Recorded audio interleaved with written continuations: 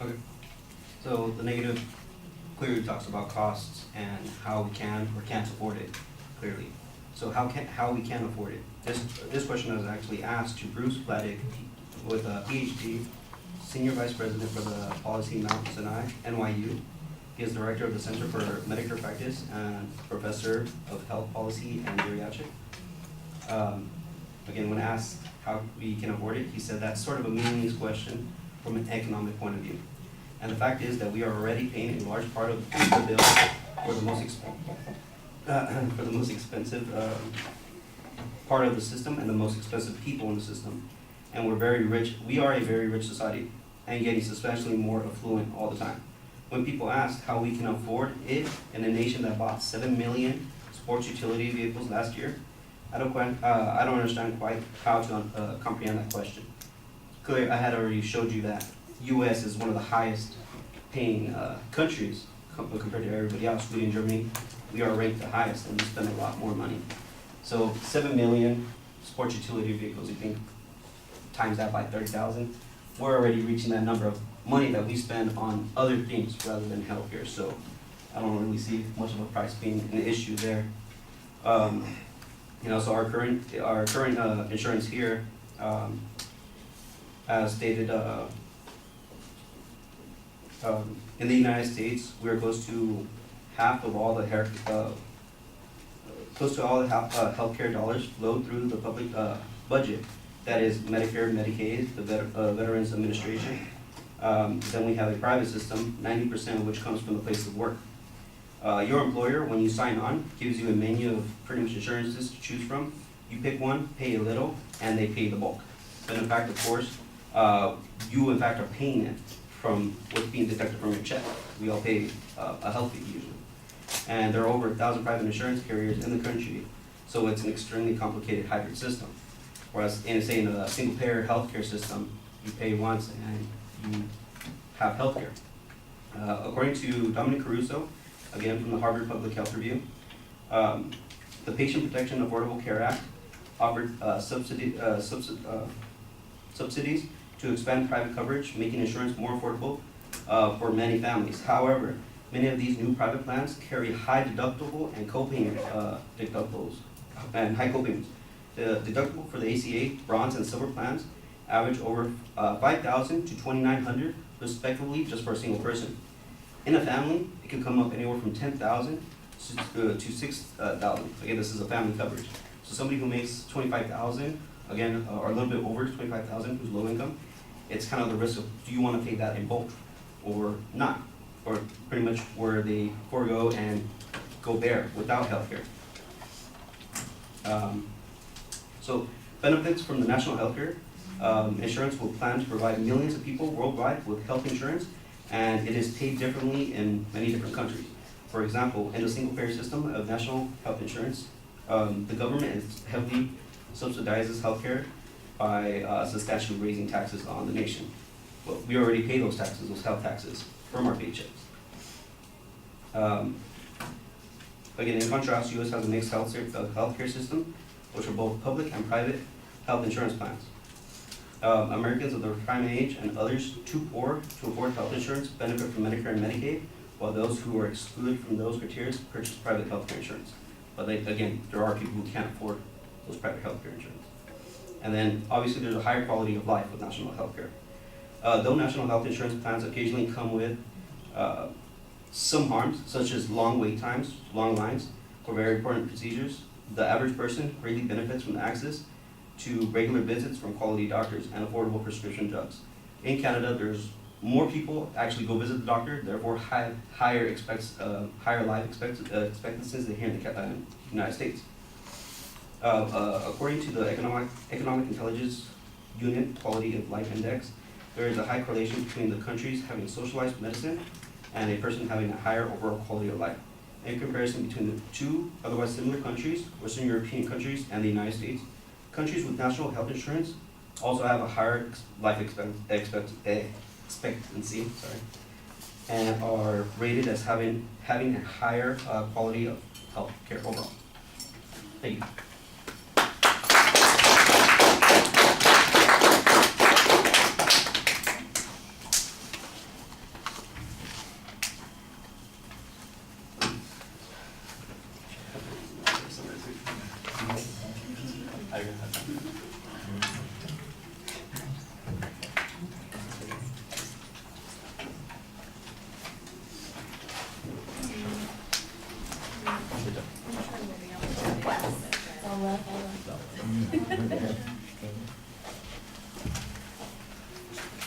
make sure you guys put your name on the cards. Aaron the other day just put his initials on, and it took me 10 minutes to figure out whose cards they were. On all of them or just the back? It's okay. Just on the back, Okay. the top card or the bottom card, whichever way you find it, whichever way it works. Just so it's facing out and I can see. And if they're all got a rubber band on them or a binder clip, then they should be fine.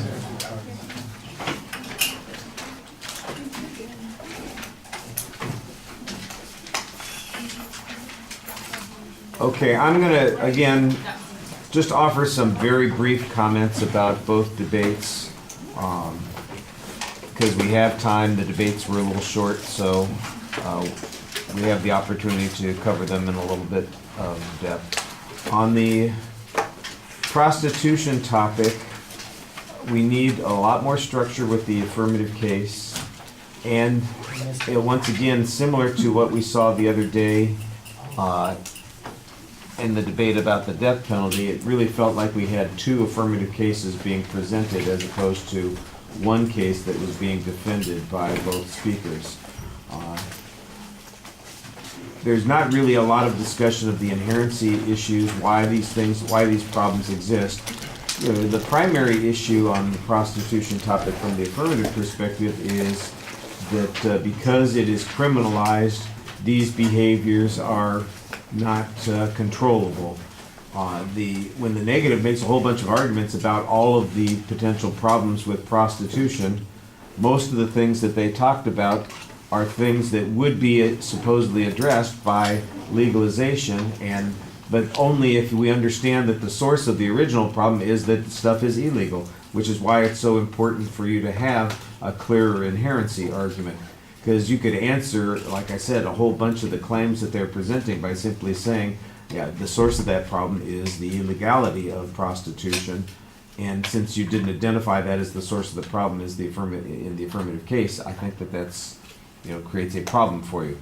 And like I said, all of these speakers had difficulty creating some organizational structure. I didn't really hear any reference to an organizational structure. There was no subdivision of points on the case issues or, for example, on the negative, following particular case structure arguments. It seems like it's just sort of random, and if I'm listening closely, maybe I'll know what your answer to an argument is, but it's not something that I think you can follow really easily. And that applies to all of the debates that we've seen, not just to the prostitution debate. On the negative side, we had a few arguments that deal with workability arguments in the first negative, and there's nothing wrong with necessarily having workability arguments in the first negative, but I think first we ought to establish that the source of the problem, the affirmative is saying the source of the problem is the illegality. It seems to me like the negative ought to be arguing the source of the problem is the activity itself. It's not just that it's illegal to have prostitution, it is that prostitution produces these particular harms. Because that would make it a lot easier for you to argue some of those other points, like the inherent subjugation or objectification of women being immoral, or that you're unlikely to alter trafficking problems because by definition it's about power and exploitation. The affirmative at one point says, well, if women can't pass the health test or they have these problems, they won't be allowed to work as prostitutes. And the negative answer on that should be, yeah, that's the problem. Most of the people who working as prostitutes have a huge amount of problems with them, and the source of their problem is not that prostitution's illegal, it's that they are taking drugs, they have health problems, they have mental issues, and legalization is not the source of the problem, and you don't change any of that with legalization. Those things are going to continue. The notion that people will want to go to legal prostitutes as opposed to illegal prostitutes assumes all kinds of things about what the motivation of the consumers of this product are and what their desires are. And I think that the negative misses an opportunity to develop some arguments in regard to that. And like I was thinking about this, the affirmative's answer on some of the violence issues is, hey, well, when they're in the brothels, we know who they are. We've got their credit card. And I'm going, yeah, this is an enticement for people who want to use prostitutes to go someplace. Yeah, I'm going to give you my name, my picture, my credit card. And so my guess is that most people who engage in utilizing prostitutes want to remain anonymous as opposed to being on a list or, oh, I'm a regular. Okay, well, some people might be regulars. I don't know what the percentage of the John population are regulars, that sort of thing. It makes it sound like you're running the breakfast shop down on the corner and your regulars come in once a day for bacon and eggs. Maybe that's the situation that happens, but my guess is that a lot of the issues that occur have to do with people who are irregular, I guess is the way you would describe them. I did think that the affirmative attempted to utilize good information from other places as a way of illustrating the likelihood that we're going to have reduced problems, and then the negative need to confront that a little bit more. The negative at the end of the debate does find a couple of arguments to make concerning the morality of this, which I think is probably a little late in the debate. The notion that women are automatically objectified and demeaned by this particular activity, I think that's also a potentially good disadvantage, and it needs to be developed earlier in the debate, but it seems like it's coming as an afterthought in the debate. The preparation is going to solve a lot of these issues. I think you could probably put together 90% of a second negative argument without knowing what the specifics of the affirmative plan are, simply based on what it is that they want to do. I'm still not sure how, the condom issue is one of those things that's like, okay, assuming that everybody wears their Jimmy cap when they go to the local brothel, that seems like it's going to be the problem. But like I mentioned earlier, there are a whole bunch of people who are going to be excluded from being able to work there, and there are other people who apparently have a strong desire to operate without a sheath. And so as a consequence, what's wrong? You're right. You're not right. Well, I mean, You're right. so the idea that we're going to solve this problem is a little bit, difficult to accept. The best, like I said, the affirmative does have some evidence that suggests that in a couple of places when they changed some policies, there was a decrease in the number of particular kinds of diseases. So I think that that's a good step in that process. I just think that both sides need to think it out a little bit more. All right, on the issue of the national health policy thing, the affirmative finds a lot of the issues, but they're not organizing those issues very clearly. All right, so that people without care or with inadequate care, that's 45,000 deaths a year. That's a good significance claim. There we go. That people don't have care and that their care is inadequate, that's the inherency claim. That care would be provided and these things would be prevented by a national health policy or insurance policy, that's your solvency point. Why it is that that's hard to structure, I'm not quite sure, because I just did it in 30 seconds and it's based on the same arguments that you presented. Why don't we have claims that say those sorts of things? Instead, it seems like it's sort of randomized. Well, here's an idea, here's an idea, here's an idea, here's another idea. Let's go back to that first idea. Like I heard arguments about productivity and the cost issue in 3 or 4 different places in the affirmative case, and it needs to be consistently. Everything should be in the same spot. Every time we go to those arguments, we should be able to find them pretty easily. And the same thing is true from the negative perspective. The negative mostly focused on a disadvantage based on wait times, but there was also some workability arguments suggesting that there are other sources for these problems. I don't know that the affirmative is saying that they were going to solve poverty by having health coverage. the affirmative, the negative's response seems to be, well, poverty is caused by a whole variety of things, and what was the other thing that was caused by? The death rate. The death rate. I mean, in essence, you're running workability or solvency arguments on those 2 points. On the death rate issue, when you list the first 3 causes, and it's heart disease, cancer, and I think it was diabetes or something along those lines. What the affirmative ought to be doing is coming back and saying, well, yeah, and the reason people have these problems is because they don't have adequate access to health care. I did hear that argument at one point. And that's the right answer to that particular point, but it needs to be developed a little bit. So, for instance, why don't people get treatment for their heart disease? Your argument should be that they aren't medicated properly because they don't have access, so they can't, they're not taking the kinds of medications that would reduce their cholesterol, or they're not getting the surgeries that they need, or they're not getting the examinations. They've got undetected hypertension or all those sorts of things. And why do they have that? Because they can't afford to go to the doctor. And the same thing with cancer. People let things go until it gets too bad, and then it's too late to save those lives. Whereas if they maybe had the treatment earlier in the process, they'd have been able to prevent the death immediately. And here's some examples of that sort of thing happening, or here's somebody who believes that this is what's going on, an expert who has kind of examined this, but it mostly gets asserted in regard to that. The poverty issue, I think,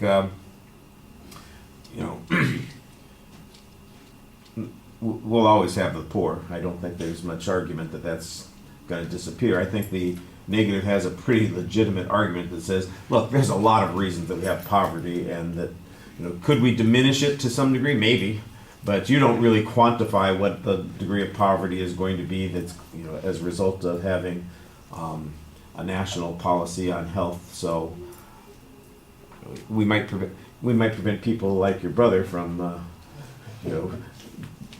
having to be $75,000 in debt because they broke their leg. So they still pay. Yeah, well, I understand that. It's a big deal. It's a lot of money. Right? On the other hand, bankruptcy is an option. You know what bankruptcy is not an option for?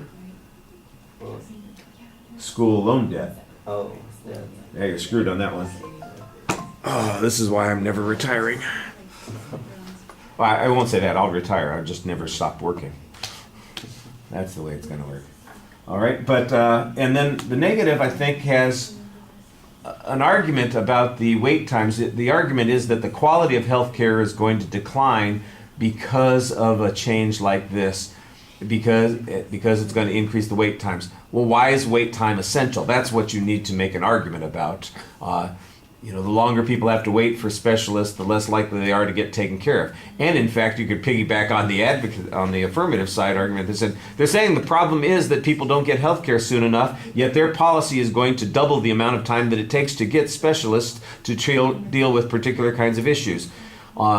We're saying that the folks who aren't getting care currently, there's a lot of stuff that they could have been doing on their own, avoiding smoking, not taking drugs, avoiding obesity, those sorts of things. And that's stuff they could do on their own. But if you've got cancer and you're being put off for an extra 30 days because the specialist is swamped with what's going on, that's a 30-day, that you may not be able to afford for your breast cancer or your lung cancer, whatever that it happens to be. The same sort of thing with heart disease kinds of issues. So there's got to be an impact to that argument, and it needs to be developed a little bit more. You guys did a good job responding to the cost issues, but they didn't really make a big argument about the cost, which I was a little surprised about. There is a concept that suggests that, look, if everybody, I appreciate what the affirmative is saying to some degree, that if everybody pays in through the same kind of system in the same amount, then we'll have enough for everybody to do these kinds of things. The problem, but there was one argument that says, well, that seems a little bit unfair to people who don't make bad decisions, that have to pay for people who do make the bad decisions. And you want to be able to get a discount for what you have to pay by refraining from smoking, not drinking, making sure that you live in a reasonable way and say, hey, I get some bonus credit for that, that sort of thing.